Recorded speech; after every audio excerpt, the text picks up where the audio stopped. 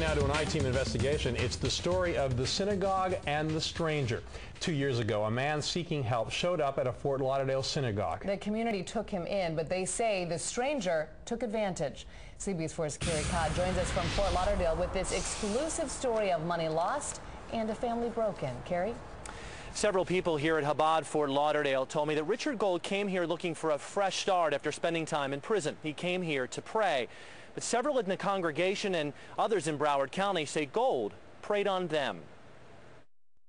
This is how the Chabad Fort Lauderdale community first saw Richard Gold. We trusted him. Ed and Joelle Friedberg trusted Richard Gold so much they opened a home remodeling business with him, a business that was supposed to occupy this showroom near Galt Ocean Drive. The Friedbergs say Gold's commitment to his faith spoke volumes. Usually people that are religious, whatever religion it is, tend to be very honest. The Friedbergs gave Gold $175,000 to open the showroom and establish the business.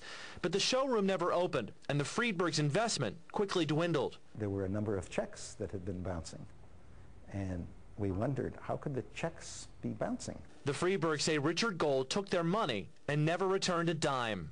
What has this done to your family? I mean, we're all torn apart.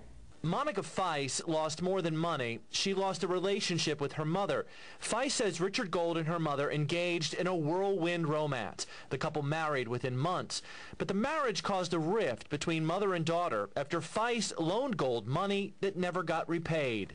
Unfortunately, we don't have contact. It's only because I don't know much about this man, and whatever I've seen, he has done pretty awful things to a few people, and I just don't want to be around that. Then Monica Feiss learned more about the man who married her mother. And it was only after they got married that I find out that he had been in prison 17 years. At nightfall, they were still combing through the evidence. A Volkswagen car, a .357 Magnum, and 4 pounds of drugs. That report from a San Diego television station is from 1989. It details the day the feds arrested Richard Gold for trying to sell drugs to an undercover federal agent. Court documents show Gold pled guilty to drug and weapons charges. Fast forward back to Fort Lauderdale. Several people like Tom DePrince say they paid Gold for remodeling jobs in their homes, but the work never got done. Even a New York rabbi got a judgment against Gold after the rabbi said he paid thousands to remodel a condo in Boca Raton, but got stiffed. We tried to get some answers from Richard Gold. Good. I need to ask you a couple questions. Okay. We've gotten a bunch of complaints, Mr. Gold, about people that say that you took their money and never did any work for them. Go! Mr. Gold, can you please answer these allegations?